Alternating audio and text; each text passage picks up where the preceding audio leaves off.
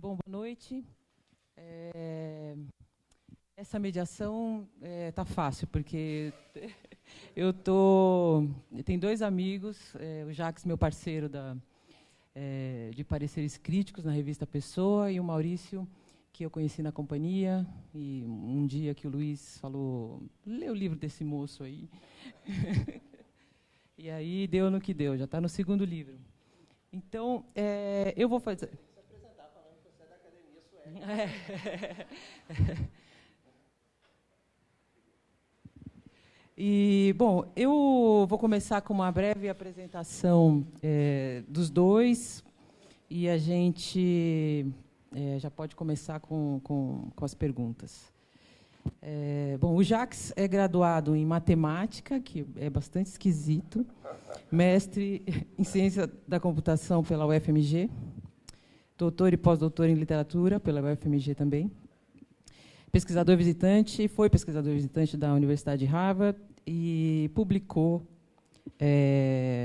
Antiterapia, depois Brochadas e Mexugar, e agora o Nobel. O Maurício é formado em jornalismo, com mestrado em Relações Internacionais, ambos pela PUC. Tem 24 anos de carreira diplomática, foi professor da PUC do Rio, do Instituto Rio Branco, e no Itamaraty foi porta-voz do Ministério, secretário de Planejamento Diplomático, chefe de gabinete do chanceler, e atualmente é embaixador do Brasil no México. E agora lançou esse livro, O Imortal, que, segundo a resenha da Folha, é diabolicamente bem escrito. E, bom, então, vamos começar do começo, né? Eu tenho, pensando aqui na ideia do prêmio, e vocês dois com títulos, por coincidência, com o mesmo mote, ou com motes parecidos, o prêmio, algumas profissões, eu tenho um pouco de inveja assim, dos cantores e atores que, logo depois que eles acabam de trabalhar, eles recebem aplausos, as pessoas choram e tal. Então, é um dos poucos trabalhos... Os strippers também, né, que põem assim, o dinheiro na hora. Né? Mas são 2 ou 3 profissões. Assim. E o escritor está num lugar que você pensar bem, não faz muito sentido ser escritor, né, porque... Para além do trabalho de escritor, você reserva aquelas horas se debatendo com as palavras, escrevendo, ainda tem que batalhar para ser publicado, depois para ser vendido e depois para ser reconhecido. Então, eu queria que vocês começassem comentando um pouco por que vocês se meteram nessa. Bom, primeiro eu queria agradecer a todos pela presença, né? Agradecer também o Maurício pelo convite, a Rita e a Vanessa. Foi uma coincidência muitas coincidências, né? Porque a Vanessa me ajudou com o Nobel, inclusive. A Vanessa, enfim, a gente faz esse trabalho de parecer juntos, e aí o livro tem, né?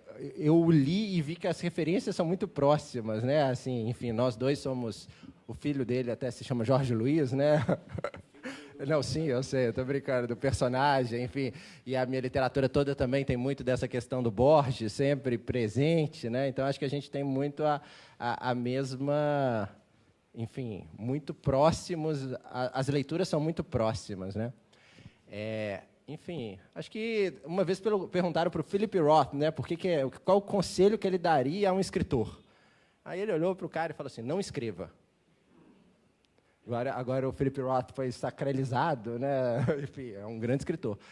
E eu acho que a grande questão também da literatura talvez seja essa, né? Porque um cara que aceite essa sugestão dada pelo Philip Roth ou qualquer outro não vai ser um escritor, né? Porque se você aceita, não seja um escritor, é difícil publicar, é difícil escrever, é difícil ser reconhecido, é difícil vender. Mas você quer escrever, você gosta de escrever, é o seu amor, é o que você faz sozinho e te dá tesão e te dá prazer.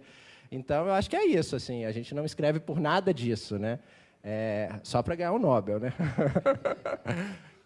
Na verdade, para receber o dinheiro do Nobel, né? Ganhar o Nobel a gente já ganhou, né? Mas eu acho que a gente... Eu, no meu caso, eu escrevo porque eu acho que é a única coisa que eu sei fazer razoavelmente razoável, né? As outras coisas todas eu acho que eu não sei fazer.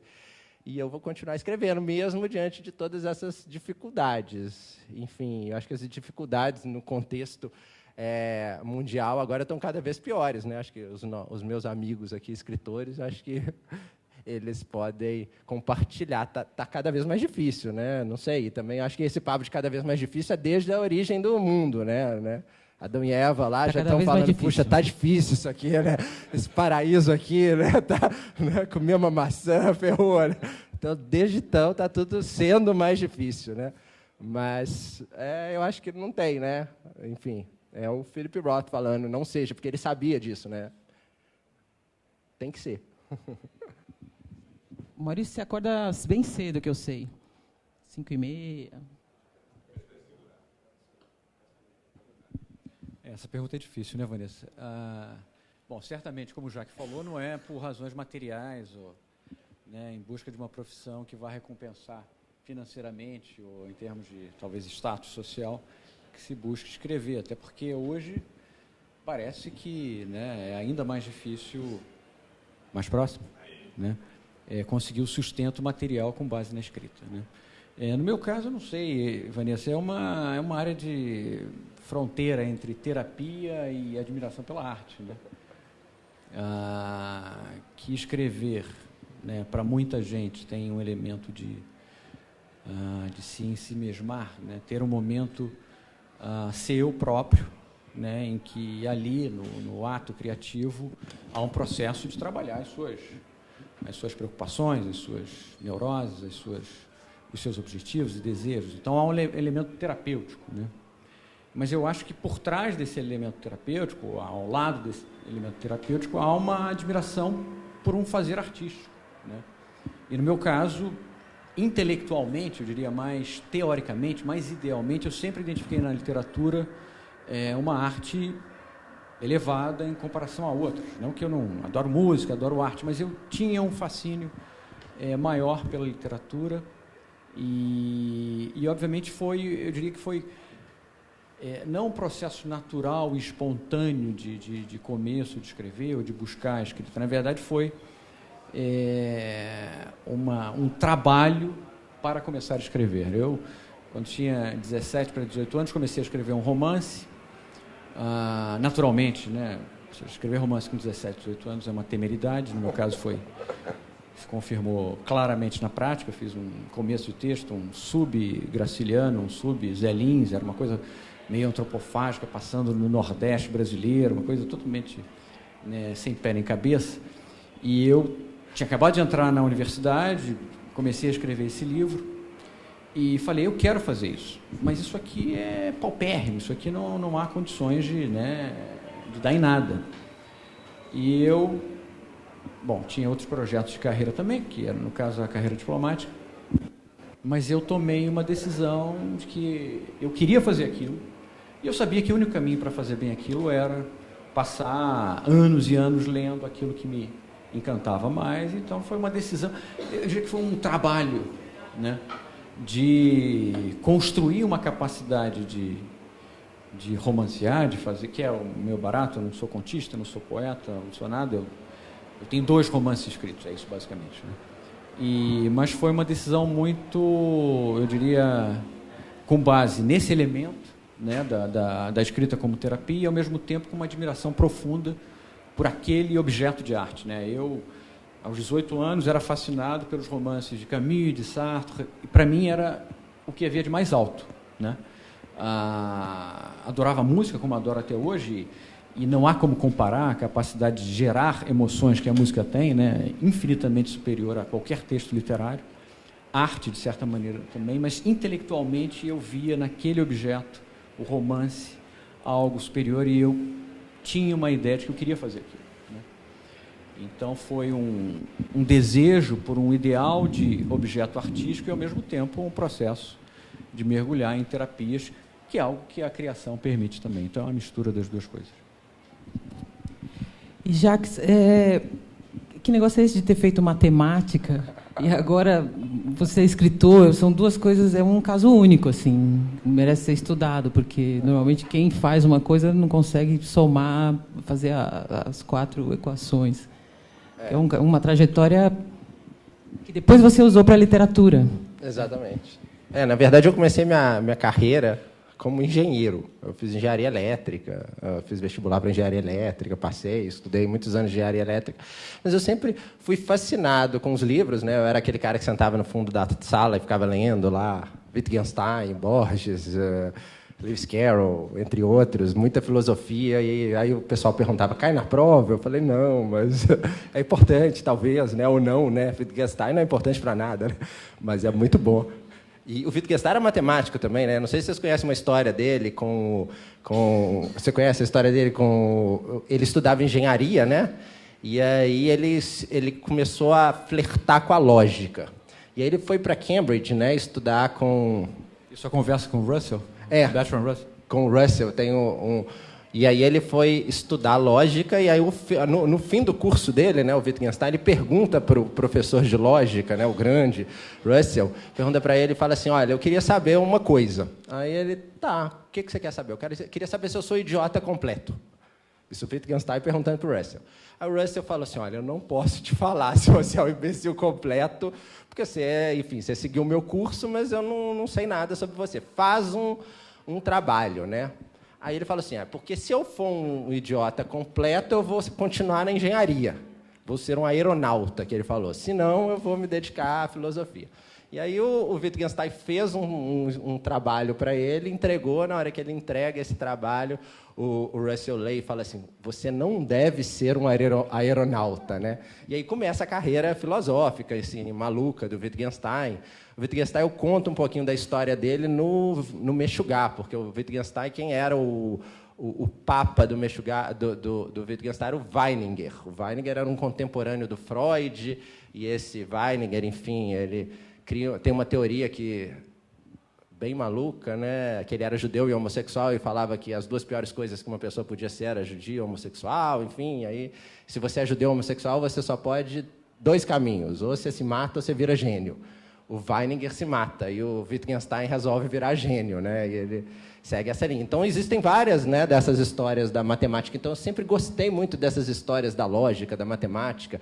O próprio Lewis Carroll, que é o autor do Alice no País das Maravilhas, ele era matemático, né? Então, eu sempre me encantei com essas histórias, mas eu nunca achei que escrever. Eu achava que escrever, igual o Maurício falou, era uma coisa tão maravilhosa, tão encantadora, tão, talvez, muito inacessível, né? Porque a gente tinha uma admiração, pelo que eu ouvi você falando, tão grande pelos livros e pelos escritores que eu não achava que aquilo era possível de ser feito, né? Você aí... teve um Russell no meio do caminho? Como? Você teve um Russell no meio do caminho? Não tive, não. Eu tentei até ler aquele livro do Russell que se chama A Filosofia da Matemática, que é um livro dificílimo, né? Mas eu não tive. Aí eu fiz um mestrado em computação e no doutorado eu resolvi juntar as áreas do conhecimento, a literatura e matemática. Meu primeiro livro se chama Literatura e Matemática. E aí eu estudei a matemática do Borges, que era um cara que eu sempre lia e sempre falava assim, olha, esse cara está falando de matemática. E eu não sabia por que, como e quando esse cara falava de matemática, mas eu sabia que ele falava de matemática.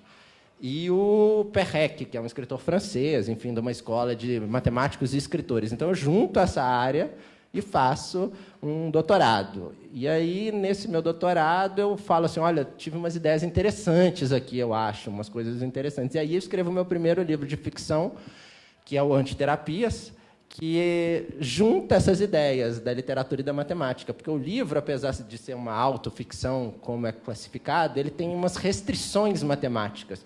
Então, eu me imponho algumas regras para escrever. Regras de escrita são, por exemplo, regras matemáticas de escrita são como sonetos, ou como um livro famoso do Perrec, que se chama La Disparition, que é um livro que tem 340 páginas, que fala sobre coisas terríveis no Holocausto, e, enfim, ele publica esse livro e, no final, se descobre que esse livro não tem a letra E, que é um livro que tem uma restrição, né, de não usar essa regra. Então, o Antiterapias ele vem com essas restrições também, estão todas escondidas lá. E eu tomei gosto, na verdade, eu tomo gosto assim, porque eu acho que, quando eu publiquei Antiterapia, só minha mãe leu, né? E minha mãe não é uma boa jurada, né? Porque ela acha maravilhoso. E aí, só que aí nos outros livros você também se impôs regras, não?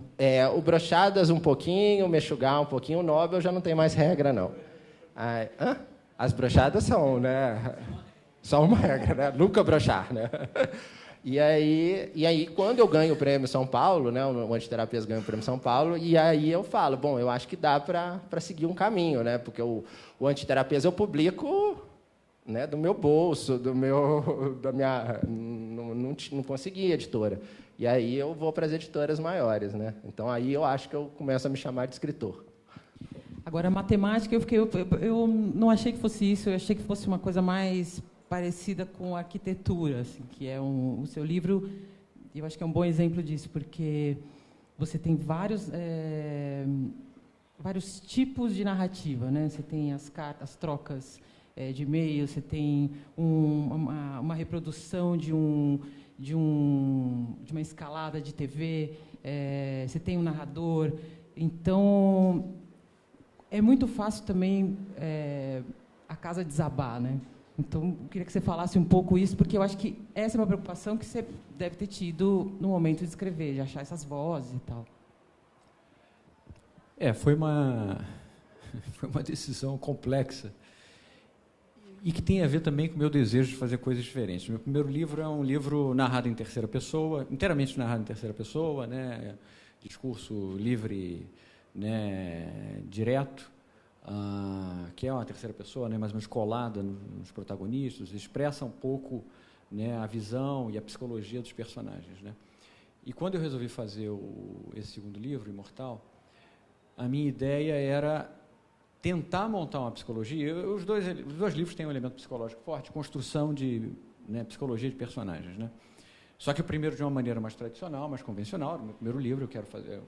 A minha proposta era muito clara, eu quero saber se eu consigo escrever um livro, vamos dizer assim, com, né, os instrumentos convencionais, né, da criação do romance, né? E talvez um pouco por querer, vamos dizer assim, dar um passo adiante, falei, não, meu segundo vai ser diferente. E é um livro em que essa colagem de registros tem tudo menos a terceira pessoa.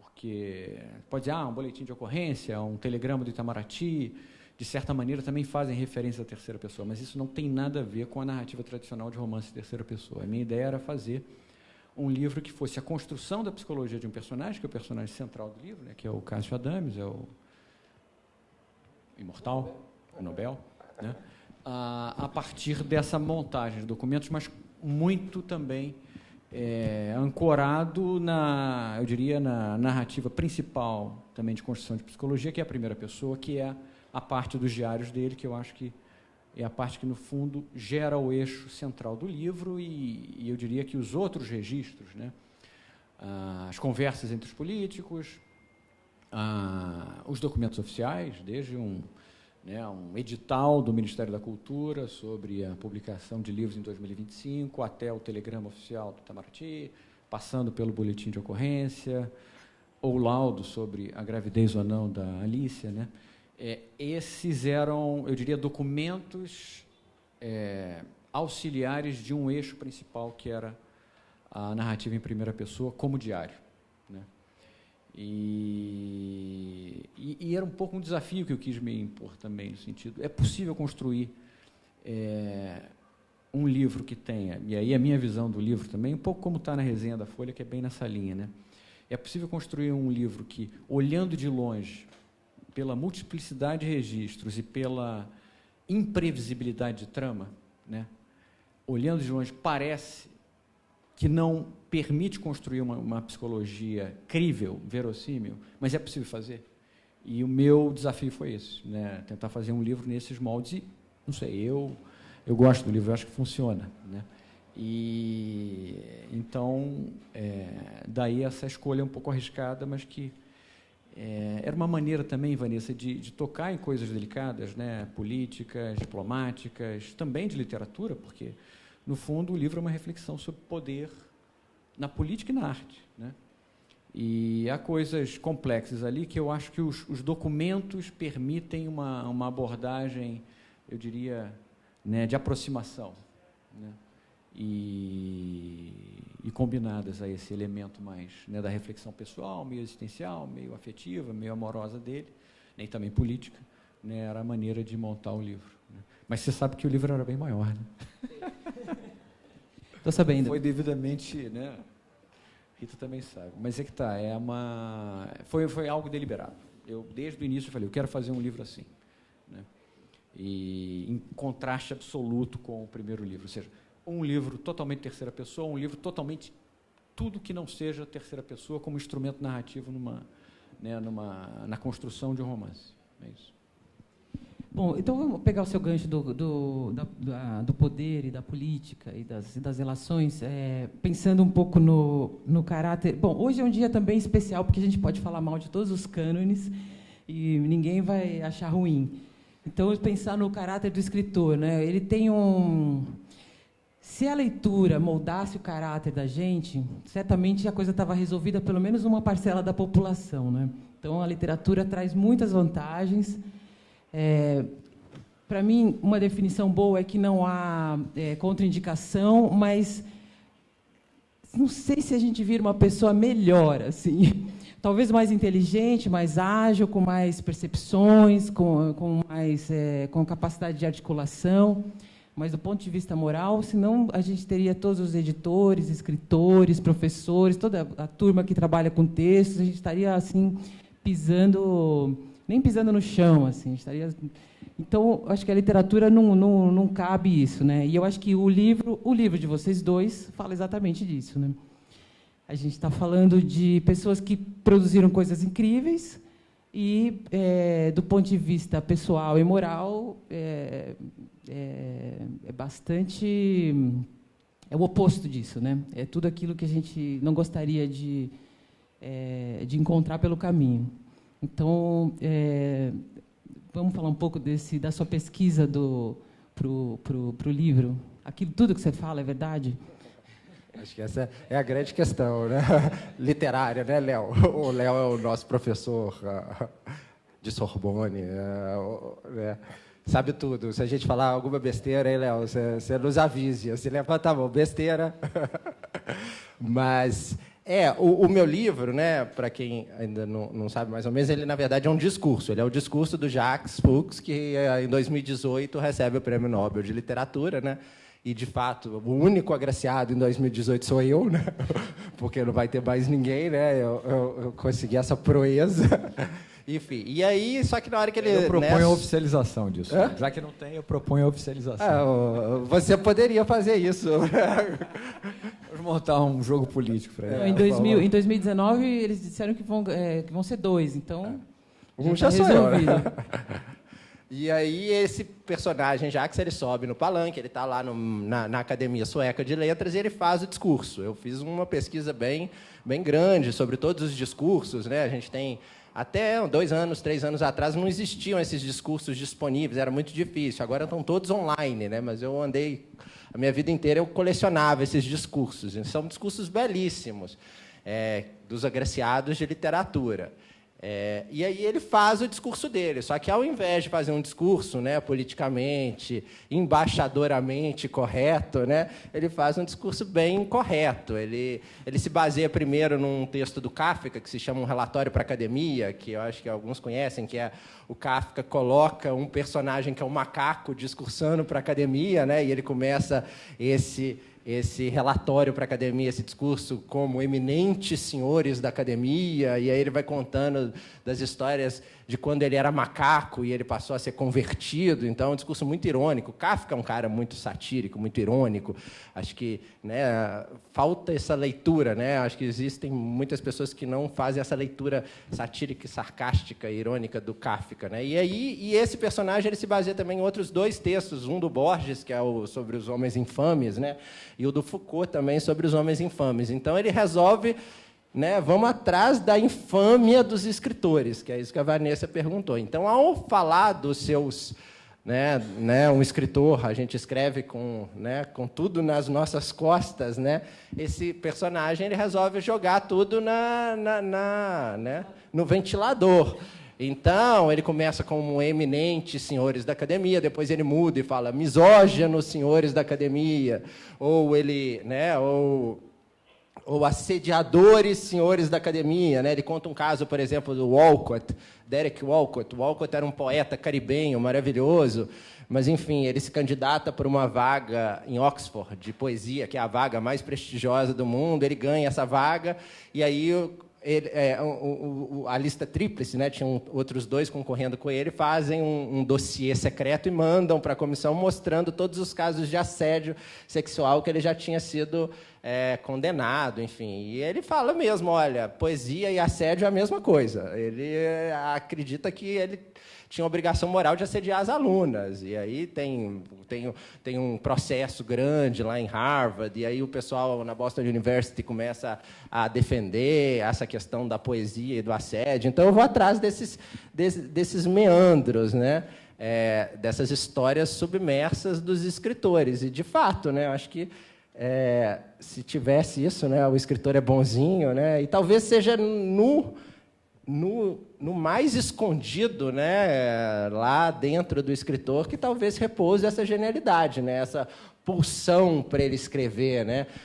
Eu conto a história, por exemplo, do Rudyard Kipling. O Rudyard Kipling foi o que ganhou o Prêmio Nobel mais novo na história antes de mim, né, porque ele ganha com 42 anos, eu ganho com 40. E ele escreve, enfim, várias pessoas citam os versos do Rudyard Kipling. Tem um poema famoso, Si, né, que ele fala sobre... Ele está se dirigindo ao filho, se és capaz de não tremer, não sei o quê. Mas o Rudyard Kipling ele vivia numa época eugenista, e ele também defendia a eugenia. Então, enfim, o Borges tinha as questões dele racistas, Fernando Pessoa, enfim. Então, né, talvez a teoria fosse essa que eu queria perscrutar, né? Será que os escritores seriam, teoricamente, aqueles caras que conseguiriam vislumbrar fora da sua época? Porque, se a época é uma época eugenista, o Rudyard Kipling tinha que pensar num mundo não eugenista. Ou se o Borges vivia numa sociedade extremamente racista em relação aos negros, ele podia pensar fora dessa caixa. E o que a gente vê aqui, talvez não, né? Talvez eles tivessem inseridos nessa questão toda do assédio, da misoginia, do racismo, enfim, tem vários casos, né, que daqui a pouco a gente vai falar do Saramago também, enfim, então eu vou atrás desses caras todos e ninguém sobra. Só que esse personagem, Jacques, também, ele não fica fora dessas coisas, ele entra, então, e ele acaba se misturando, né, ele vira um personagem borgiano e ele vai entrando na própria história. Então, ele também assume todas as falhas dele, todos os jogos políticos. Eu acho que o livro do Maurício mostra muito bem essa intriga política, né? Tudo que está relacionado, né? Não é à toa que alguém ganhou o Nobel, né? E também não é à toa também que depois vira presidente, enfim, né? Isso a gente vai falar daqui a pouco. Bom, sobre essa questão moral e literatura, né? Acho que moral não é o melhor método para se avaliar a literatura, né? E nas duas pontas, se fosse feita a avaliação, principalmente na ponta, como o Jacques faz muito bem no livro dele, né? É difícil achar como motor principal da literatura, do escritor, pelo menos, né? Grandes ideais humanitários e assim por diante. Eu acho que o trabalho do escritor e no fundo, o romance do Jacques é um belo ensaio sobre isso, né? Como a lama humana é motor de algo belo, que é a literatura, né? Ou seja, parece até uma metáfora agronômica, né? Falta aqui falar do esterco, né? Mas é verdade, como motivações não muito nobres, né, por parte dos escritores, ou seja, o que leva alguém a se enclausurar boa parte da sua vida, vivenciar um universo próprio, construir um universo próprio, se isolando das pessoas, sacrificando muitas vezes, né, eu diria, o relacionamento, ou com custos, inclusive, para quem vive. Eu tenho 4 filhos, vocês imaginam o que é escrever com 4 filhos, com uma profissão que me toma muito tempo, né? É óbvio que tem um elemento solipsista, autorreferencial, egoísta no ato de escrever, né? E que não vem de um grande ideal humanitário, vem de um desejo pessoal, de produzir algo que seja, né, eu diria, gratificante para si e interessante para as outras pessoas, mas o motor principal não parece ser um motor nobre do ponto de vista ético, né? E eu acho que o livro do Jacques é bem isso, né? É um pouco a trajetória, né, eu diria, das perversões, dos desejos solitários, das suas, eu diria, obsessões pessoais como motor de grandes obras literárias, né? E, realmente, se a gente olha a lista dos grandes escritores, ou agraciados com o Nobel, ou o que seja, né, certamente, na média, a gente vai dizer, olha, isso aqui está abaixo do que se espera, ou seja, da média de comportamento humano. Isso é fato, isso é fato. Agora, também a questão é saber, mas na outra ponta há uma recompensa moral, o fato de você produzir uma grande obra literária, né, e universalizar ou popularizar o acesso a uma grande obra. Qual é o ganho moral de um indivíduo, qual é o ganho moral, né, ético de uma sociedade com isso? Eu acho que aí tende a ser algo mais nobre. Até porque o escritor entra na sua viagem, né, solipsista, egoísta, referencial, porque ele vê uma nobreza na literatura. Senão ele não ficaria tão obcecado com isso. É lógico que tem as obsessões mais mesquinhas, a questão da fama, a questão da reputação, ou o que seja, mas existe uma motivação por isso, né? Quase isso que eu falava no início, um objeto ideal. Isso aqui é algo que eu teria enorme prazer e orgulho de ter produzido. Esse grande romance, esse grande texto, né? Então, também há uma motivação positiva. Por quê? Porque, no fim das contas, né, a produção literária, sim, é uma forma de...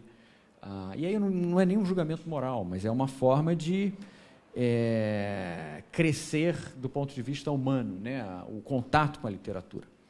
E não necessariamente com comportamentos morais mais, eu diria, mais aceitos socialmente, não é isso, né? Mas é a capacidade de abrir um pouco, né, o horizonte de reflexão sobre o humano que o leitor tem e que, obviamente, tem um impacto sobre a sua percepção da realidade, sobre o seu relacionamento com outras pessoas, tem um efeito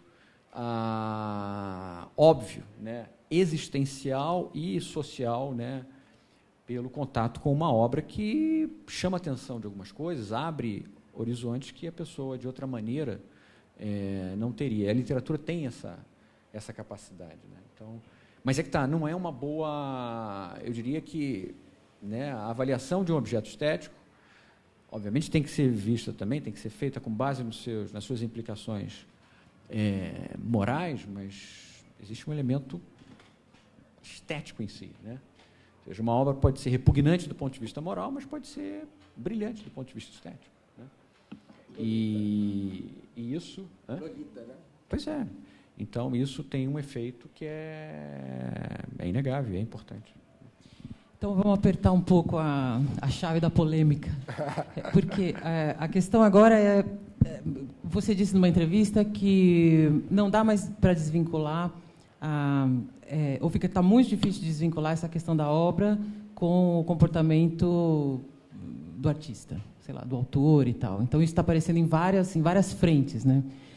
E uma outra coisa que também está aparecendo muito é uma certa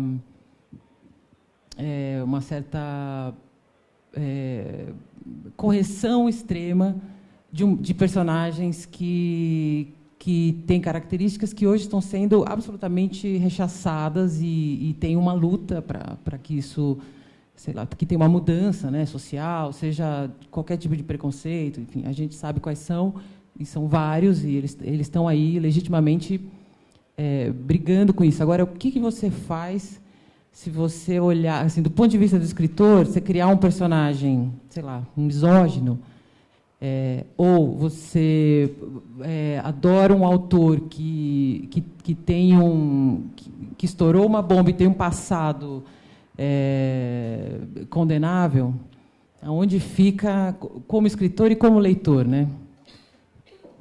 Eu acho que isso, no meu caso, ele aparece muito e a gente se esconde nas asas da ficção, né? Enfim, a gente se protege através da narrativa. E é difícil, né? Eu acho que num momento do Nobel eu falo, por exemplo, do Günter Grass, né? Que, enfim, depois que ele ganha o prêmio Nobel, descobre um passado dele, da juventude nazista, enfim, e aí ele tem alguns poemas bem fortes falando sobre a questão judaica hoje, sobre a postura do Estado de Israel. Então, eu começo a pensar, eu como narrador, né, nessa questão do lugar de fala. Enfim, se isso também chegar ao extremo, então eu nunca vou conseguir, ou nunca vou poder escrever na voz de um narrador negro, porque eu não sou negro, ou uma mulher, porque eu não sou uma mulher, né? Eu acho que isso é uma polêmica, né? Posso, não posso? O que é isso, né? Quando o Nabokov, né? O Nabokov escreveu Lolita, né? Que é um livro extraordinário, maravilhoso e complexo, né? E o Nabokov falando sobre o Lewis Carroll, que é ainda mais absurdo, né? Porque o Lewis Carroll, para quem não sabe, o Lewis Carroll ele dá de presente o Alice no País das Maravilhas para uma menina chamada Alice Liddell, de 11 anos de idade, e ele pede ela em casamento. E as cartas dele assediando ela, eles começam a esconder, enfim, tem muita coisa complexa ali. Então, o Nabokov, que escreve um livro da dimensão do Lolita, ele fala, não, o Lewis Carroll, para mim, é perverso demais. Então, veja, o cara que coloca essa questão à flor da pele, ele já discute sobre o cara que fez disso a própria vida, né? Porque o Lewis Carroll, de alguma forma, fez isso da vida. Então, não sei, eu acho que a gente tem que polemizar, a gente tem que pensar sobre isso. Não sei se o Maurício vai concordar. Mas eu acho que também não tem saída, né? Assim, eu acho que a gente está num ponto importante que as coisas tá atento, que foi isso que eu falei, né? Então, por exemplo, uma postura como a do caribenho Walcott hoje não é aceita, né? E ela foi tão aceita que a academia o premiou. Então, a academia, ao premiar uma pessoa que tem essa postura oficial de assédio, significa que naquela época a academia não achou grave. Isso, né? O Günter Grass, que tinha um passado nazista, ou, enfim, né? Esse tipo de postura, hoje em dia, não daria certo, né? A gente vê como que Hollywood despencou, né? E eu acho que a Academia Sueca de Letras, essa que está passando por apuros, também está lá, né? Na corda bamba, né? Então, mas eu acho que a literatura ela tem o seu lugar de especular, de polemizar e de colocar essas questões em foco, né? Não sei se o professor ali me concorda. Acho que a gente tem que continuar fazendo isso. Não tem saída, mas não tem resposta também, né? O que é certo. Então, a gente vai desconsiderar a vida dos autores e olhar sobre a obra, né? Voltar à morte do autor, lá do Roland Barthes? Acho que não, né? Mas também não ao extremo, né? A vida e obra é a mesma coisa. Também não é, né? Deixa eu apertar antes de você responder, Maurício. Eu vou fazer um adendo. Porque uma coisa é você claramente tomar uma posição de um personagem que é assim ou assado. E eu tenho lido muitos livros de literatura contemporânea e eu tenho a impressão que, bom, os assuntos estão aí, né, sendo colocados, inclusive do ponto de vista da linguagem, né, os e-mails, trocas de mensagens de texto, tudo isso está sendo reproduzido nos livros. Então, são essas várias formas de se comunicar por escrito. E as questões, sei lá, os haters do Facebook, a questão do racismo e tal, elas também aparecem. Mas do ponto de vista da figura feminina e do personagem masculino, tem uma coisa que está se repetindo, eu não sei se eu estou com azar, que é, independente dessas questões sendo postas no livro, que é uma preocupação do autor, eu imagino, tem uma figura feminina que se repete muito, que é uma mulher irritadiça e histérica. E o homem é um cara legal, mas ele é bobo. Então, eu não sei, eu falo, não é possível, mais um. Eu falo, é a mesma personagem que eu li o mês passado, mês retrasado. Então, me parece, e aí, veja se você concorda, que tem uma... do ponto de vista dessas sutilezas, que talvez seja o que fique, né? sei lá, daqui 20, 50 anos, a gente ainda não chegou lá. Mais uma questão complicada, né? Mas eu acho que a primeira coisa é separar a questão vida do escritor e obra, né? Isso aí, ou seja, que grandes escritores foram racistas. Bom, você falou aqui do Borges, falou do Kipling, basta pegar Céline, por exemplo, né, que claramente é antissemita. Ou seja, as peculiaridades, as inclinações, os preconceitos de um escritor são uma coisa, né? E outra coisa é a obra. Se não fossem escritores, também seriam, provavelmente, ou seja, não deixariam de ter os seus defeitos. Então, eu acho que são coisas distintas, ou seja, o fato de que praticaram determinadas linhas de ação condenáveis à época ou hoje, né, eu acho que não inviabiliza ou não impede, né, a fruição de uma obra que não necessariamente tem esses traços. Tá? Ou seja, não vamos deixar de ler Borges, porque o Borges fez declarações contra negros no final dos anos 60. Não faz sentido isso, né?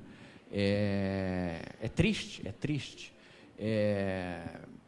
Como o do Jacques, né? Talvez seja, se eu tivesse que dizer, quem não ganhou o Nobel deveria ter levado, obviamente, né? Qual o grande escritor? Tudo bem, você tem do início do século, Tolstói, Proust, Joyce, tudo mais, mas dos anos 60 para cá, o grande escritor foi Borges, né?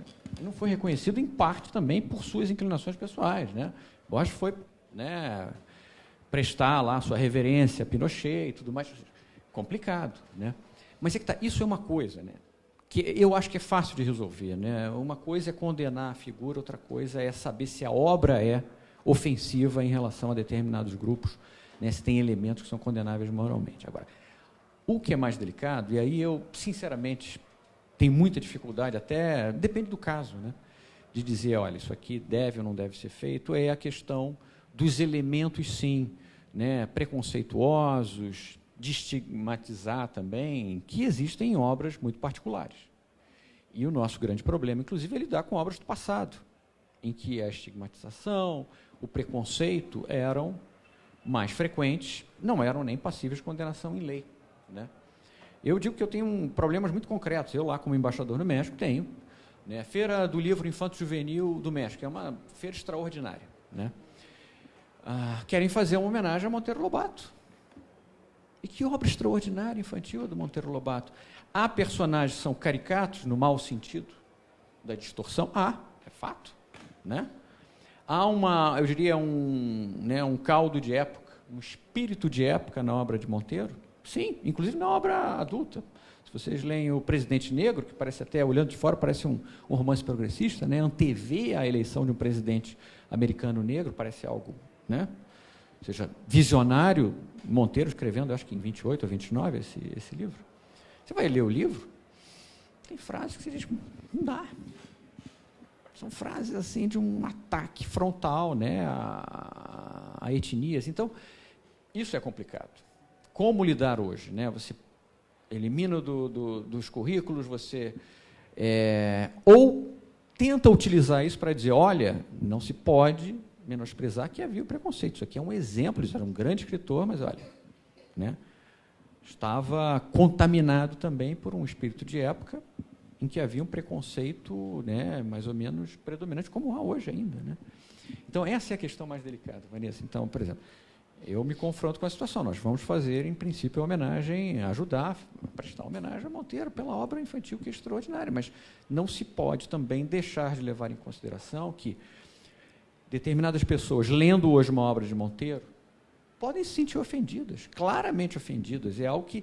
Por isso que isso é uma área que eu acho que não há respostas prontas, né? Eu acho que cada caso tem que ser analisado, as coisas têm que ser contextualizadas, na medida do possível é necessário que a apresentação de determinadas obras seja acompanhada de uma conscientização dos problemas daquela obra. É o nosso problema hoje com Monteiro na escola, como é que a gente faz, né? Mas isso é complicado, porque aí é a obra. A obra em si já traz um problema, já traz uma estigmatização que prejudica e ofende pessoas hoje, apesar de ter sido escrita há 70, 80 anos atrás, né? Então, isso eu acho... E eu, sinceramente, não tenho resposta. Eu acho que é uma questão mais do caso e da melhor maneira de tratar cada obra e a maneira como, né, ela é difundida. Né? Agora, com relação vamos dizer assim, também aos estereótipos, né? Isso aí também é aquele negócio. Eu acho que literatura não pode ser tomada como eu diria, como amostra para a sociologia.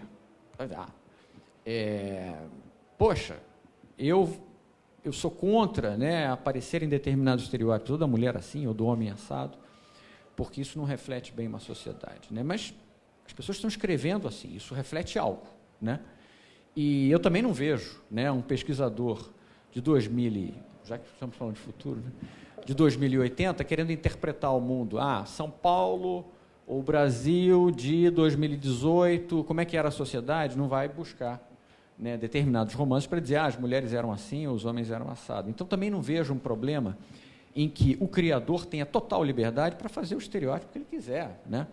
O problema é o efeito sobre a qualidade da obra. A minha dúvida é que eu acho que o autor nem percebe que é um...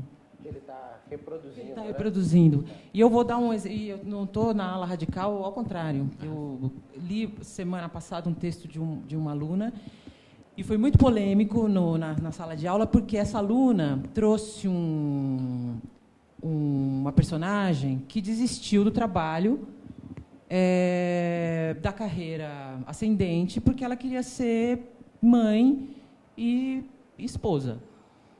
E aí a função da turma era comentar o texto do ponto de vista literário. E começaram a criticar a personagem do ponto de vista social. E aí eu falei, não, gente, calma, assim, vamos... Assim, essa personagem é assim, pelo jeito está funcionando, porque vocês estão... Está todo mundo com o cabelo em pé. Então, não é uma defesa para não existir, mas eu imagino que deva ter uma chave. Primeiro, dessa percepção, e depois do que fazer, tentar colocar isso no papel, que são duas coisas, né? Dois desafios, né? Não, o que o Maurício falou me lembrou um caso, acho que o Léo vai me ajudar a lembrar esse caso na França, no pós-guerra, o casal Aubrac, né? Como que foi você conhece esse caso? Porque eles tinham sido mitificados, né? Que eles tinham sido, acharam que eles eram da resistência, né? Contra o governo, e aí, algumas coisas começaram a vazar, e aí depois provaram que eles eram, né, que eles entregaram judeus e não sei o quê, e aí fizeram um evento genial que juntaram numa mesa uns escritores, uns historiadores, uns pesquisadores para tentar entender as nuances da literatura e dos casos e dos documentos, para tentar interpretar um caso verídico para saber se aquilo de fato tinha ocorrido ou não. Então, era isso que você falou, né? Vamos olhar a literatura há 20, 30, 40, 50 anos atrás para tentar entender uma cultura da época, né? Mas, de fato, eu acho que são problemas complexos. Agora, o que você falou, eu entendi, né? Porque eu acho que as pessoas estão reproduzindo né, a própria obra que a gente está recebendo e está reproduzindo esses mesmos personagens, né? Eu pensei no Philip Roth, por exemplo. O Philip Roth tem alguns personagens que se repetem muito, né? E são caricatos, né? Muito caricatos. E com essa carga, né? No caso, ele sempre coloca o judeu lá complexado, maluco, não sei o quê, e as personagens femininas também têm muito dessa carga histérica, né? Mas talvez as pessoas atualmente ainda estão reproduzindo esses grandes escritores, né? E não refletindo sobre isso. Bom, eu queria tocar num tema do acaso, que eu acho que, primeiro, ganhar o Nobel me parece quase como ganhar na loteria, né? Então, não sei, um raio cair na sua cabeça, ou parece que tem tem uma conjunção de fatores, inclusive a literatura, assim, 2%. Mas, para esse encontro... Eu fiquei pesquisando... Aqui, você falou do acaso, eu me lembrei da frase que ele falou do acaso, eu achei bonita, né? O acaso é o Deus possível, cego e sonolento. O livro do Maurício. Achei bonito isso que você falou. O acaso, né? Bom, então ganhar o Nobel também é por causa da literatura. E eu acho que um pouco tentar descobrir as razões para você ganhar um prêmio.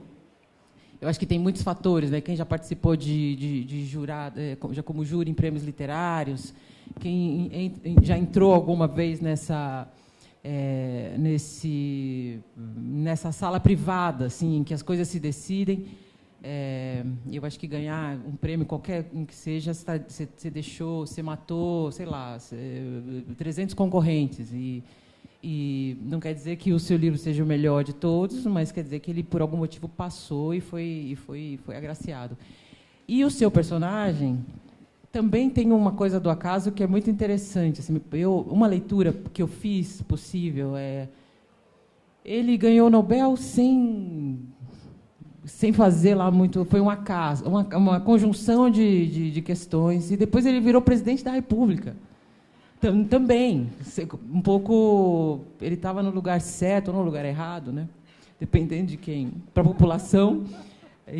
Mas aí ele ganha também. Então, quer dizer, é uma figura que tem duas marcas ali profissionais super importantes e que isso, quem olha de fora pensa num grande homem e o seu livro no detalhe que conta o que acontece na sala, na cozinha, diz outra coisa. Então, eu queria que você comentasse um pouco essa coisa se você pensou nisso, né, quando fez. É uma articulação ousada, né, ambiciosa. Mas mas tem a ver com um projeto. O livro, eu estou interpretando o livro aqui, é a minha interpretação, né? No fundo, o livro é uma discussão sobre a política da arte, né? E a questão do discurso da política, né? Como se fosse quase que uma linguagem, e a arte da política, né? É quase que a fusão de dois elementos, né? E como os jogos de poder funcionam como jogos de poder, né? Mas é que está. Bom, primeiro a motivação desses elementos, né, de coincidência tem a ver com o fato que eu queria examinar os dois mundos. Né, o mundo da contaminação inevitável da arte pela política e o mundo dos discursos difíceis de apreender, que é uma forma de linguagem, uma forma não de arte, mas de linguagem que, né, embasam a política. Daí também o meu projeto de difundir essas coisas. E com aquela motivação inicial também. É possível construir um personagem que cative e carregue um leitor, né, até o final, né? E aí é um julgamento eu não estou fazendo, mas as pessoas que leem dizem, envolve. Também daí o título da resenha da Folha, né, que é inteiramente envolvente, não sei o quê. O livro, eu acho que envolve. Não estou aqui sabendo se o livro é bom ou é ruim, mas o livro envolve, né? E a questão para mim, aí como desafio literário, é possível fazer um livro com essas duas coisas que eu tinha falado originalmente, né? Com uma multiplicidade de vozes e registros e, ao mesmo tempo, com uma inverossimilhança aparente de trama e, ao mesmo tempo, a pessoa se envolver com o personagem e seguir porque aquilo é verossímil como construção de psicologia. Esse era um dos meus objetivos. E eu já ouvi pessoas dizendo, eu chorei nesse momento com esse personagem, que aconteceu com ele, né? E isso me recompensa, porque no fundo era isso, né? Ou seja, como construir algo que também não é tão... Ou seja, quando a gente fala de inverossimilhança e olha o Brasil, né? O que está no livro parece até algo perfeitamente factível, até olhando de longe, né? Ou seja, se há pouco tempo se buscava a mágica de um novo... Eu estou aqui, eu não gosto muito de comentar política, por razões óbvias, não sou um funcionário de Estado, mas se há pouco tempo se buscava um candidato solução mágica para uma campanha presidencial que é complicada, e a gente já está tão próxima, né? Uma figura que ganha o Nobel hoje no Brasil teria prestígio. Eu não diria como aquele senador, como diz aí no diálogo, o Cássio Adams hoje pode cagar na Atlântica que todo mundo vai achar ótimo, né? Desculpe aqui a expressão, mas é uma expressão que está no livro, né? Você pode fazer qualquer coisa, porque num déficit de credibilidade e eu diria, de reputação num país como o Brasil, se vem alguém que tem algum tipo de reconhecimento internacional maior, né? Algum tipo de, eu diria, capital de prestígio, que não seja uma mera popularidade insubstancial, seja algo real, tem peso, né? Então, daí também essa construção de uma trama, né, em que se faz a transição, né? Não era um mundo exclusivamente literário, porque ele, afinal, era um agente também do Estado, né? Essa transição para a arte e para a política talvez seja factível, né?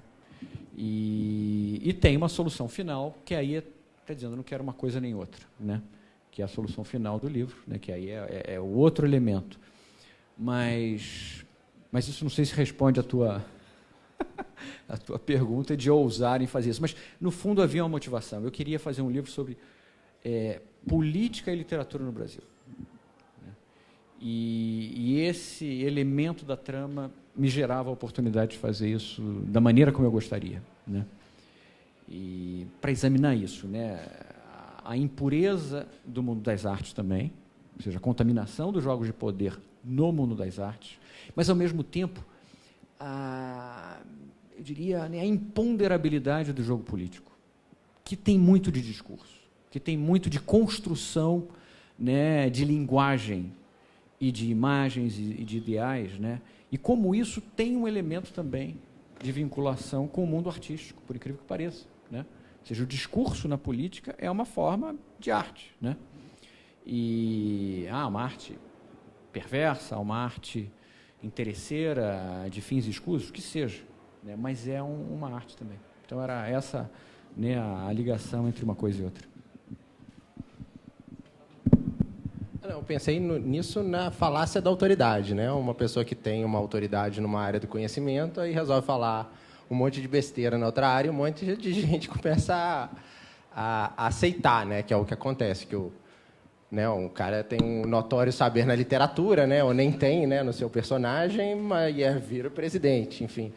E sobre o personagem, né? Porque você falou que uma pessoa te escreveu também, falando que chorou no personagem, né? Eu recebo muito as pessoas chorando quando leem o Brochadas, né?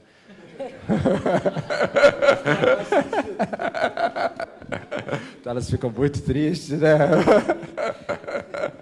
Uma identificação. Deus pesa.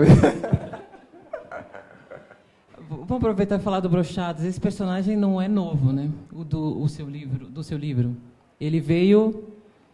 Ele já vem vindo, né? E numa espécie de ladeira abaixo, né?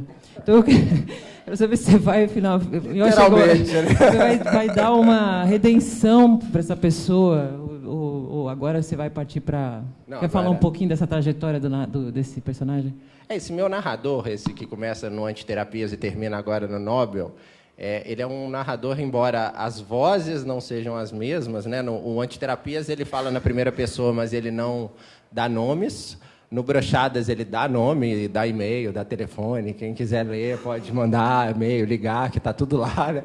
No Mexugá, que é um livro sobre a loucura, esse personagem eu escrevo na terceira pessoa. E o Nobel agora ele volta...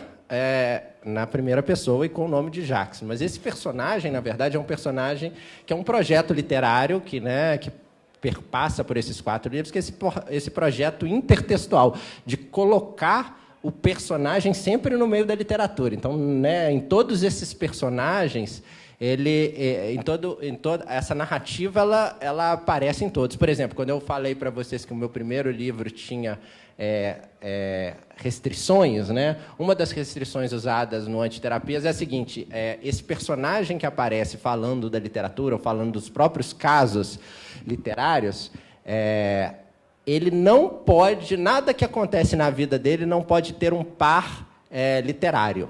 Então, tem que acontecer alguma coisa. Por exemplo, teve uma vez que eu estava dando uma entrevista, e aí, enfim, fui pego assim, de surpresa, o entrevistador virou para mim e falou: mas então você é um tarado por bundas. Aí eu fiquei olhando, porque um capítulo do Antiterapia é sobre bundas, né? Eu falei, não, eu sou tarado pelo Drummond, porque nesse capítulo, esse personagem faz uma leitura do Amor Natural do Drummond, que é um livro sobre bundas, né? O Maurício é expert aqui, dá para ver no Drummond. Em outro momento, também, esse personagem do Antiterapia aparece sempre no banheiro, e é também uma releitura do Portnoy, que é do Complexo de Portnoy, do Philip Roth. Então, esse personagem ele vai se colocando no meio da literatura. Ele entra, e ele é um personagem, e os livros são conectados de alguma forma. No Antiterapia, ele fala que ele quer ganhar um Nobel, né? E no Nobel ele ganha o Nobel, de fato. Então, esse narrador, essa narrativa é muito próxima, mas eu acho que agora já deu, né? O projeto da tetralogia está morto, né? E eu acho que é a grande questão também, né? A gente tem que talvez encontrar outras vozes, procurar outras vozes, não sei, né? A gente encontra obras maravilhosas que têm uma voz... Que as pessoas chamam de estilo. É um pouco... Exatamente. Acho que o estilo pode ser que não mude, mas esse personagem também pode mudar, que é o meu objetivo agora, que é o próximo projeto, que é sobre fadas e duendes. Não é verdade. É verdade, porque quando eu escrevi o Brochados, eu fiquei broxa. O Mexugal, eu fiquei louco, né? Agora, o Nobel, eu fico andando na rua esperando que as pessoas me abracem, né? Falei, parabéns pelo Nobel e tal. Então, agora, eu quero acreditar em fadas e duendes e ser feliz, né? E saber que o mundo está conspirando a nosso favor, né? Como diz o grande escritor brasileiro, né? Vamos falar do Saramago? Eu propus ao Jacques que ele lesse um trechinho do livro, em que o personagem fala da questão Saramago, né? E queria que você contasse um pouco, assim, só para fazer uma introdução, e aí você avança está na 104. 104. Você quer que leia? Então, a história do Saramago, ela é mistura obra e personagem e casos, enfim. Acho que muita gente deve conhecer a história do Saramago e ter visto um filme dele que se chama Pilar e José e Pilar, né? José e Pilar, que é um filme lindo que fala sobre o caso de amor entre Pilar e José Saramago. Inclusive, eles contam a história lá em Lanzarote, que lá todos os relógios marcam às 4h, que é o horário que eles se conheceram, né? Super romântico, mas tem uma história aí por trás, né? Que é a história da Isabel. A Isabel foi a primeira esposa, que não foi esposa, né? A primeira noiva do Saramago, e ela que colocou o Saramago no meio literário, ela que o ajudou com essas coisas todas. E quando o Saramago começa a namorar a Pilar, né? Se casa com a Pilar, ele manda apagar todas as dedicatórias dos livros anteriores que eram para Isabel, ele manda colocar, reescrever a obra, né? E aí eu fico me perguntando, né, esse personagem, esse narrador aqui se pergunta, será que o Nobel do Saramago é o Nobel do Saramago da Pilar ou é o Nobel da Saramago da Isabel? E aí esse personagem até argumenta que quem mereceria mesmo o Nobel era a Isabel, né, e não o Saramago. Então, esse pedaço foi a Vanessa que sugeriu, né? Então, eu leio do...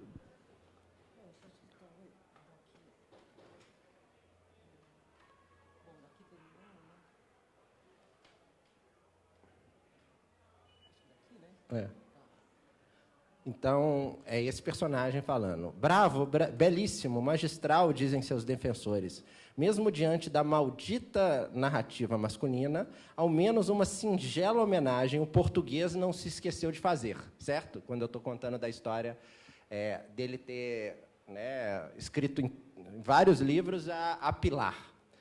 Aí o personagem fala, errado, miseráveis senhores. Saramago faz parte da corte dos inglórios, dos bastardos, dos revisionistas históricos. A fábula que ele não conta, que esconde, que apaga e desdenha, teve uma outra protagonista. A escritora que o trouxe a esse recinto, que o abraçou quando ninguém mais acreditava nele, que reescreveu, editou e remendou os seus livros. O encontro que o fez despontar como único escritor em língua portuguesa, antes de mim, a receber essa congratulação. Isabel da Nóbrega, escritora e menina de boas famílias, aspas, foi a mulher, a importante, insubstituível e apócrifa mulher a qual Saramago dedicou seus primeiros romances. mas que fez questão de excluir após conhecer Pilar. Eu te saúdo, Isabel. Também tive a minha, mas fiz questão de apagá-la. Isabel foi uma habilidosa romancista e cronista. Além disso, uma excelente leitora e editora. Viveu com Saramago de 68 a 86, nunca se casaram por vontade exclusiva dela. Já imaginava sua obra rasgada, rasurada, queimada e jogada para debaixo do tapete. Sua vida e sua contribuição adulteradas pelo revisionista, assim como eu fiz. É certo e justo, diante de uma rejeição, abafar todos os sentimentos e lembranças, até dissimular as memórias e o passado. Mas Saramago extrapolou. Todas as dedicatórias a Isabel foram removidas e atribuídas a Pilar. Genial! Nem Huxley, ou Asimov, ou Orwell teriam refundado o passado dessa maneira. Então, vamos aproveitar. Bom, o Cássio também tem uma questão aqui com a ex-mulher. Vamos fazer um link, acho que ali não parece, né? É.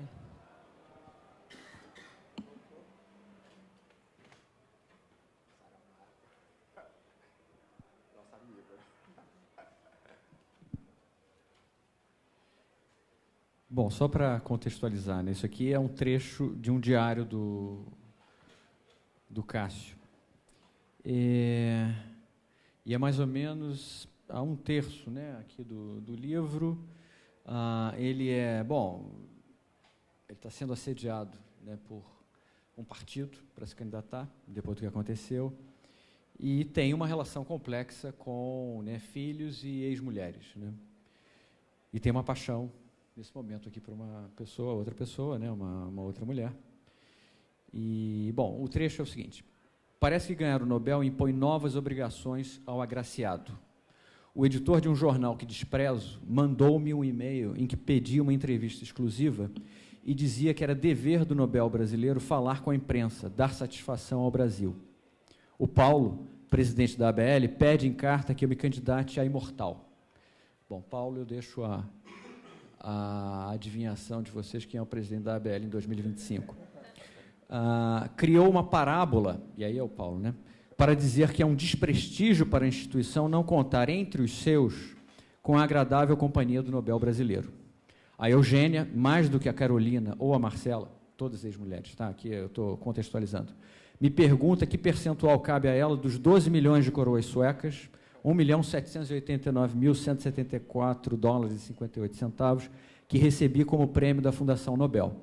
Alega que inspirou duas das mais importantes personagens femininas de meus romances, contra a sua vontade e apesar de suas advertências quanto ao risco de distorções caricaturais e difamantes, e que teve muitas vezes de cozinhar, lavar, passar, varrer, cozer e sofrer a solidão de esposa esquecida, enquanto eu, do alto do meu solipsismo irrefreável, me trancava no escritório para escrever com a lentidão usual. Fair enough. Continua aqui. Tem um trechinho que fala você não quer ler mais um pedacinho? Que tem, não, na continuação mesmo, que tem daquela... Alguém que pede para ele ser o... Na sequência mesmo. Só um pouco... eu pedi...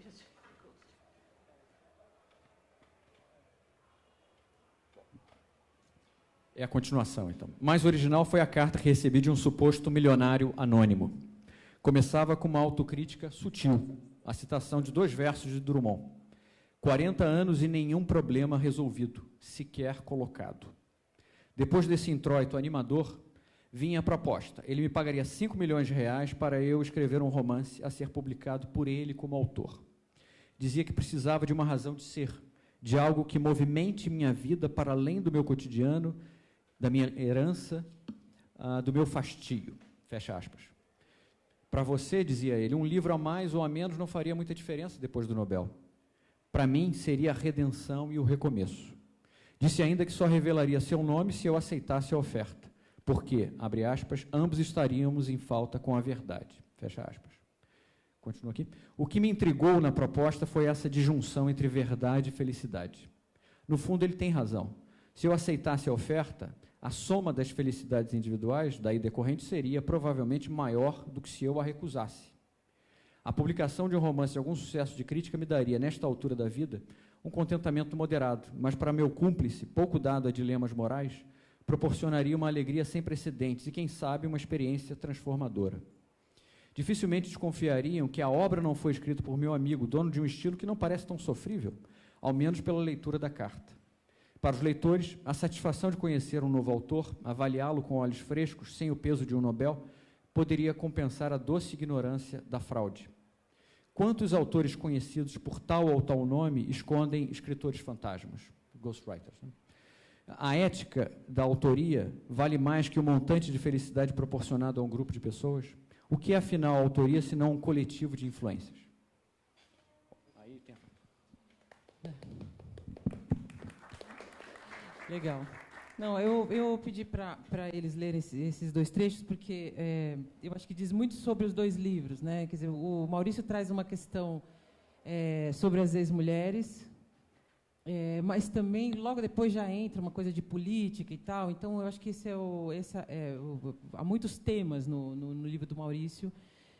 E o Jacques é esse narrador absolutamente sem papas na língua. Então, dá um prazer um pouco sádico, assim, de ficar dizendo... Então, a questão do gênero, voltando um pouco ao que eu falei antes, eu acho que essas questões estão aí nos livros, e eu não acho que os autores estão desprezando isso, mas hoje, só um parênteses, não é uma pergunta. Hoje eu li uma matéria que, numa cidade na Argentina, uma empresa de energia tem muitos funcionários e 3 são mulheres. Aí chegou a hora do dissídio, a empresa decidiu não pagar o dissídio porque no contrato dizia que o dissídio era destinado aos trabalhadores. Então, isso me dá uma desesperança no mundo extrema. E era de 1,5%. Então, agora estão na justiça, brigando e tal. Então, é uma lama. Bom, eu acho que a gente podia já ir chegando para o final. E eu queria que vocês um pouco comentassem livros que vocês estão lendo agora e estão gostando, sei lá, coisas que estão chamando a atenção, ficção, não ficção, quadrinho, Marvel. Não vou perguntar das influências WhatsApp, né? WhatsApp, Facebook. É o que todo mundo lê, né? Eu acho legal um pouco pensar nessa produção, que são muita coisa sendo produzida e publicada, e as pessoas estão lendo coisas muito diferentes. Então, o que está chamando a atenção de vocês nesse momento? Na verdade, eu estou num período de releituras. Então, assim, acho que eu sou jurado de um prêmio, então estou lendo os livros do ano passado. Então, acho que esses eu não dá para comentar ainda. Mas eu estou fazendo releituras e está bem interessante. Eu acho que eu descobri que eu achava que a minha teoria, na verdade, é que a gente só fala português para poder ler Grande Sertão Veredas no original, porque a única coisa que serve é o português. Aí agora eu nunca imaginei, eu também não chegava a nenhuma conclusão para que servisse a velhice, porque a velhice, enfim, é bom, né? Porque a outra possibilidade é muito pior, né? Você não ser velho, né? Mas eu cheguei à conclusão de que também é para você poder reler o Grande Sertão Veredas na velhice, porque eu reli agora, acho que é a 5ª vez, e aquilo foi maravilhoso, aquele negócio é maravilhoso. E agora eu estou numa ansiedade de reler o Grande Sertão Veredas quando eu for velho, né? Se eu chegar um dia à velhice, porque eu quero entender. E eu reli também Lolita, Crime e Castigo. E é fantástico, né? Mas eu acho que antigamente eu acho que a gente era um pouco mais atento a esses. Não atento, porque hoje tem muita coisa te desconcentrando, né? Celular, e-mail, essas coisas. Mas eu andei relendo esses clássicos e são leituras maravilhosas, as releituras, né? E é engraçado a nossa ignorância completa, né? Porque você lê como se fosse pela primeira vez, né? Não sei se vocês releem esses livros, a gente não lembra quase nada. Você não lembra? É muito, né? Crime e Castigo eu tinha lido e não lembrava quase nada, e é muito lindo, né? Aquele negócio. Maldito Dostoiévski.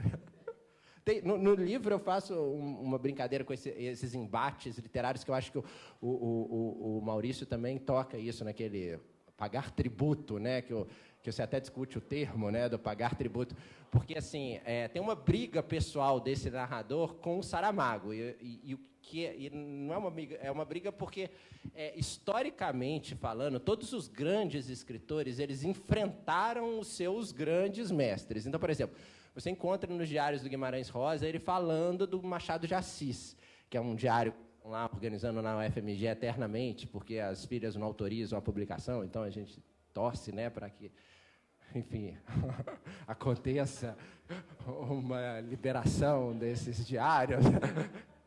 E aí o Guimarães Rosa fala do Machado, e fala diminuindo a literatura do Machado, mas não é que ele está diminuindo porque ele não sabe da grandiosidade do Machado, mas ele está diminuindo porque ele precisa se afirmar.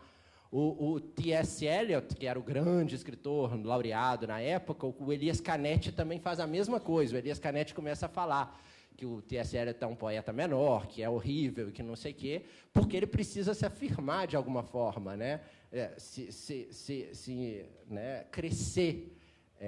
O Agnone, que é um prêmio Nobel também de 67, ele começa a falar mal do Kafka, porque o Kafka estava surgindo, e ele falava, não, isso aí é um escritor menor, e não sei o quê, porque ele precisava se afirmar. Então, acho legal essas questões, né? Ou seja, a gente não pode confiar em ninguém, né? Não, porque a questão é outra, né? Basicamente, nem nos autores, nem nos críticos. Tipo, vai no seu gosto e esquece. Isso é parte dessa lama que motiva, né, a literatura.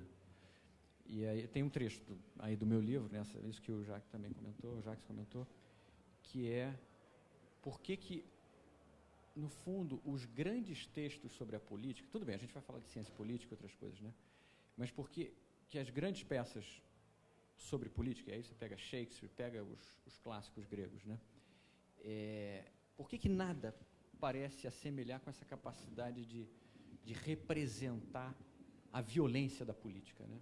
Pega de Macbeth, né, os Ricardos, o que for, né? E pega também as peças clássicas gregas, porque o escritor, e aí Shakespeare, com Marlowe, né, e para não falar dos dramáticos gregos que brigavam em concursos, né? Os trágicos e depois os comediantes também, porque justamente aí é uma frase minha que diz a rivalidade do fazer literário, né? A rivalidade não é só uma rivalidade entre feudos políticos, é uma rivalidade entre universos de criação. E nada mais brutal e violento do que essa rivalidade entre criações artísticas, né? Por isso que esses grandes, eu diria, né, escritores conseguiram representar a política de uma forma absolutamente extraordinária, porque era muito inato, né? E até o Cássio diz, olha, comparado com, né, essa briga de universos, de egos e de universos construídos, né, maturados durante muito tempo, né, no anonimato, no silêncio, na solidão de um quarto em que você escreve, você se escreve, você, né, produz um universo, né, e isso gera eu diria uma possessividade, uma paternidade sobre aquilo que gera essas rivalidades de grandes escritores, né? E daí a capacidade de representar o político de uma forma tão extraordinária. É como o Cássio diz, ele se envolveu com a política, mas ele diz, olha, nada se compara à rivalidade literária, nem à rivalidade dos políticos, né? E isso é a fonte. Aliás, o Jacques faz isso brilhantemente, com os pares que ele monta no livro, né? Borges e Cortázar, o soco, né, do Vargas Llosa no Garcia Marques, né, todas as rivalidades que vão se construindo, né, e mesmo quando são referências, se Kafka é referência para Canetti, a maneira como é uma referência sempre de amor e ódio, né, porque é um desejo ao mesmo tempo de emulação, mas é um desejo de superação, de não ficar atrás, né, e isso é muito forte na literatura. E que bom que há isso, que bom que isso seja uma força motivadora para gerar grandes obras. Se o resultado é esse, eu acho que estamos no lucro, né? E agora, é aquilo que falávamos no início, nunca é muito nobre, né, a motivação original, o motor disso tudo, né? Pode ser nobre também, eu também acho, ao contrário do personagem do Jacques, Escritores também têm coração, né? Mas existe uma motivação de fundo predominante que é sombria, né? Essa coisa da alma sombria, né? Gerando algo luminoso, né? Que é a beleza da coisa. E também um pouco, assim como humildade demais também não cai mal, alguma ambição e metas também, quer dizer, nada me parece ter um julgamento por si só, assim, tudo tem a ver, parece, com uma medida, né? O que você faz com esse impulso, seja lá se ele está na caixinha do positivo ou do negativo. Bom, eu acho que quer falar mais alguma coisa? Já quer contar uma fofoca? Em primeira mão, assim, de um cânone? Eu não sou escritor, eu sou fofoqueiro. Né? Sei que você já leu todos os 114 discursos. Os discursos são bem legais. Não, teve um discurso que eu achei muito parecido com... Não sei se você se baseou nele, do Coetzee. Você leu do Coetzee? O do Coetzee, ele coloca também um personagem na... E ele coloca também o personagem... E tem um pedaço que você menciona no seu discurso que eu achei muito parecido. É bem legal. Agora, acho que eu não tenho nenhuma fofoca, não. Deixa eu pensar alguma fofoca do Maurício. Uma fofoca chegando, né?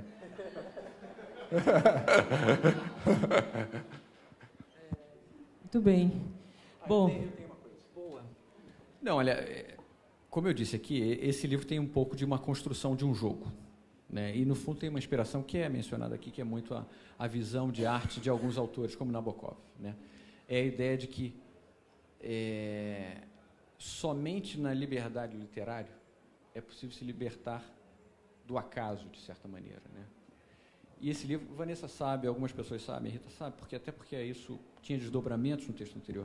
Esse livro, no fundo, tem um elemento de construção, né? Que é deliberado, no sentido de ser uma obra em que há chaves de interpretação, há nomes de personagens, né, que querem dizer alguma coisa. É como se dissesse, existe sim, né, um objetivo de um tipo de arte, né, que é criar uma construção, tudo bem, artificial, com uma espécie assim, de distanciamento do aleatório do real, mas isso pode ser uma obra de arte interessante, né? Então, isso é um esforço deliberado, né? Daí essa coisa tão, como construto mesmo que a gente falava, né, Vanessa? Uma artificialidade de trama, ou alguns elementos que, no fundo, negariam princípios básicos de verossimilhança de um romance, né? Mas isso é deliberado, é a ideia de que, e aí também uma outra influência, vamos dizer assim, né? Chato falar de influência, parece até que você está se filiando, ou vendo alguma semelhança, mas é que está... Essa ideia também de alguns autores, como Nabokov e do próprio Borges, né, de que a arte tem uma autonomia que vem de um distanciamento do real pela construção, que é a superação do acaso, né?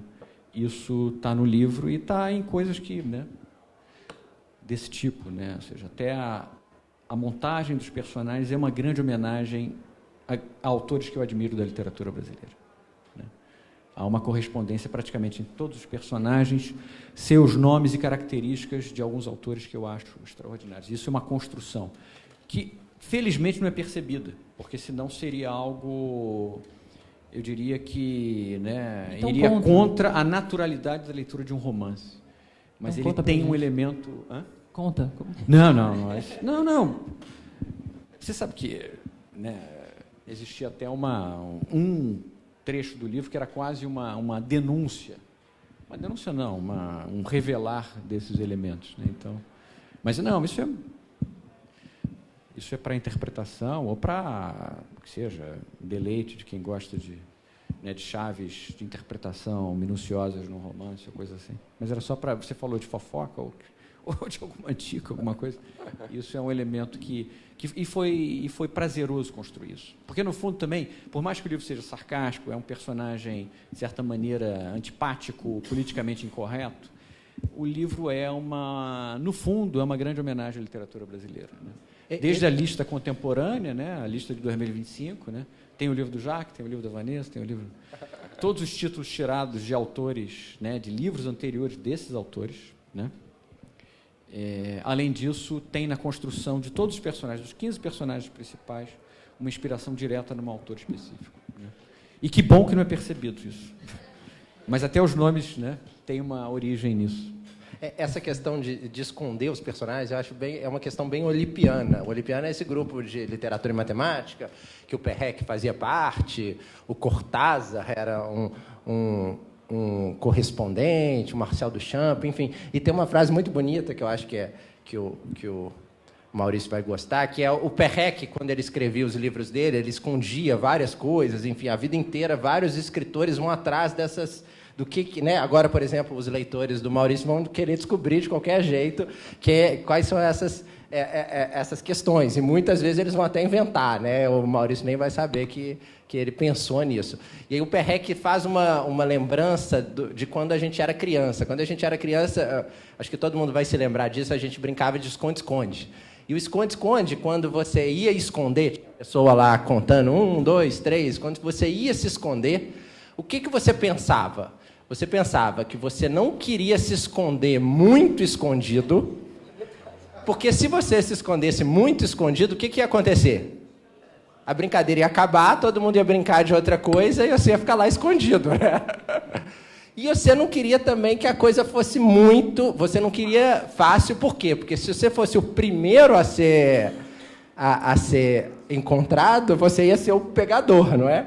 Então, acho que essa brincadeira, o Perrec fala isso de uma forma muito bonita. Ele fala assim, uma vez mais, fui como uma criança que brinca de esconde-esconde e não sabe o que mais deseja ou teme, permanecer escondida ou ser descoberta. Então, acho que essa que é a questão do escritor, né? Se você revela demais, fica bobo, né? A Vanessa como preparadora, enfim, você vê lá, não, isso aqui você está... colocando o leitor como um imbecil, né? Você está explicando demais. Mas também quando você esconde demais, talvez ninguém nunca vai saber. Então acho que eu acho que o escritor tem essa angústia, né? De falar e não falar, de silenciar. Muitas vezes quando a gente quer falar, né? Falar ou não falar, eis a questão. Bom, então eu acho que encerramos por aqui hoje. Vocês têm 2 livros muito interessantes e tem uma curiosidade no livro. A Rita acho que podia falar, né? Como é que a capa, né? Que essa é uma coisa super bacana da capa do Imortal, que é o picote. Como é que é? O picote da máquina que apaga para sempre os segredos de Estado.